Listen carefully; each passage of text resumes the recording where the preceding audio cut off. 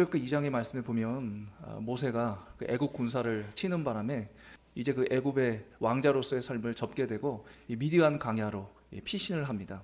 그 미디안 광야에서 이제 40년 동안 이게 생활을 하면서 그가 했던 일은 바로 목자였습니다. 양을 치는 그런 일을 했던 것이죠. 40년 동안 이 모세가 양을 치면서 그런 목자로서의 삶을 살면서 어떠한 변화가 있었을까요? 애굽의 왕자로서 가지고 있었던 그 권위, 그 모든 권위가 다 사라졌을 것이고 철저하게 자기 자신을 낮추는, 철저하게 겸손하게 되는 그런 모습이 되었을 것입니다. 이렇게 이제 미디안 광야에서 40년 동안 이 목자를 하며 훈련을 받았던 이 모세에게 드디어 이제 하나님께서 나타나셔서 그에게 소명을 주시는 그런 장면이 바로 오늘 본문입니다. 그 떨기나무 사이에서 이 모세를 부르십니다. 이 떨기나무는요, 광야에서 흔히 볼 수 있는 그런 나무예요. 이것은 쉽게 말씀드리면 가시덤불입니다. 가시덤불. 그러니까 이것은요, 사람들에게 하찮게 여기는 나무였어요. 화려한 나무도 아니고요, 그냥 집에서 땔감용으로 사용될 수밖에 없었던 그런 나무였던 것이죠. 이 떨기나무 사이에서 하나님이 나타나셨다라는 이 말씀에 또 아주 굉장히 중요한 의미가 담겨져 있다고 하더라고요. 애굽 사람의 입장에서 그 이스라엘 백성들은 하찮은 존재였죠. 땔감과 같은 그런 존재 아니었습니까? 그냥 쓰다가 폐기 처분해버리는 그런 존재가 이스라엘 백성들이었는데 하나님께서는 그런 존재로 여김을 받았던 이스라엘 백성들과 함께 하셨다. 떨기나무 사이에 계시는 하나님, 그 이스라엘 백성들과 함께 계셨던 하나님, 그것을 이제 상징적으로 보여주는 표현이다. 여하튼 하나님께서는 떨기나무 사이에서 이제 모세를 부르십니다. 그러면서 아주 중요한 말씀을 해주시는데, 먼저 5절 중간쯤 보니까요, 이런 표현을 하시죠. 내가 선 곳은 거룩한 땅이다. 내가 선 곳은 거룩한 땅이다. 여러분, 왜 모세가 선 곳이 거룩한 땅이 될 수밖에 없습니까? 거룩하신 하나님께서 임재하셨기 때문이죠. 거룩하신 하나님께서 임재하신 땅이기 때문에 그 땅은 거룩한 땅이 될 수밖에 없는 거예요. 하나님께서는 지금 모세가 서 있는 그 땅이 그냥 평범한 광야가 아니라 하나님께서 임재하신 거룩한 땅, 아주 특별한 땅임을 말씀해 주시면서 그에게 이제 두 가지를 요구를 하십니다. 먼저 첫 번째는 뭐냐면요, 그 5절을 보세요. 이렇게 요구를 하죠. 이리로 가까이 오지 말라. 이리로 가까이 오지 말라. 여기는 거룩한 땅이다. 거룩한 하나님이 임재한 땅이다. 그렇기 때문에 너는 나에게 가까이 오면 안 된다. 이것을 요구하고 계신다는 거죠. 이것을 통해서 하나님께서는 모세에게 무엇을 알리고자, 교훈하시고자 하셨던 것일까요? 너는 나에게 범접할 수 없는 죄악된 인간이다. 그것을 알리신 거죠. 네가 어떠한 존재인지, 네가 어떠한 정체인지 그것을 네가 똑바로 알아야 한다라는 것을 먼저 알려주시고 계신 거예요. 아무리 모세라고 할지라도 모세조차도요, 하나님 앞에 범접할 수 없는 죄악된 인간입니다. 그렇다면 여러분, 우리는 어떤 삶을 살아야 하는 것일까요? 죄악된 인간이었는데 우리를 하나님의 은혜로 구원해 주셨다면 우리는 이제 어떠한 삶의 자리로 나가야 하는 것일까요? 하나님께서 여기는 거룩한 땅이라고 말씀해 주셨잖아요.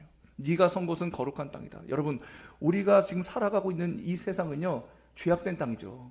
얼마나 죄가 가득한 그런 땅입니까? 그러나 누가 우리와 함께 계십니까? 하나님, 더 구체적으로 표현하면 거룩하신 하나님이 우리와 함께 계십니다. 그렇기 때문에 우리는요, 지금 거룩한 땅을 밟아가며 살아가고 있는 거예요. 그렇다면 우리의 삶은 어떤 삶이 되어야 될까요? 하나님께서 레위기 19장 2절에서 말씀해 주신 것처럼 너희는 거룩하라. 이는 나 여호와 너희 하나님이 거룩함입니다. 데살로니가 전서 4장 3절에도요, 하나님의 뜻은 이것이니 너희의 거룩함이니라.